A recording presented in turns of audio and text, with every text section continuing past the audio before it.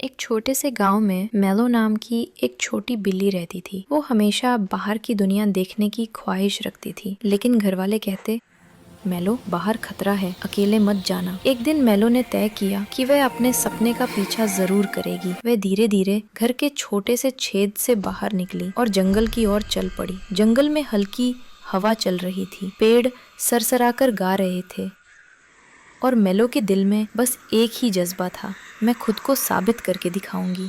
चलते चलते उसने देखा कि एक कबूतरनी नूरी डर से कांप रही थी। उसका पंख एक कांटे में फंस गया था।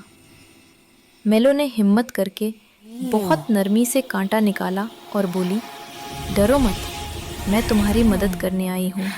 नूरी ने शुक्रिया करते हुए कहा, तुम बहुत बहादुर हो मेलो, लेकिन आगे एक खतरनाक रास्ता है, अकेले मत जाना।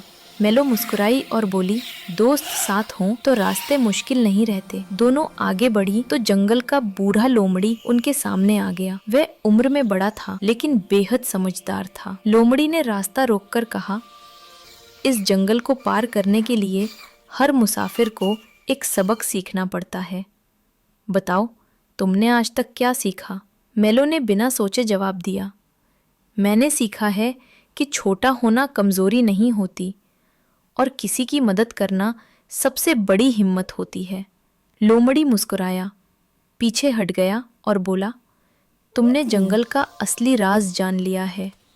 जाओ, तुम दोनों अपना सफर पूरा कर सकती हो।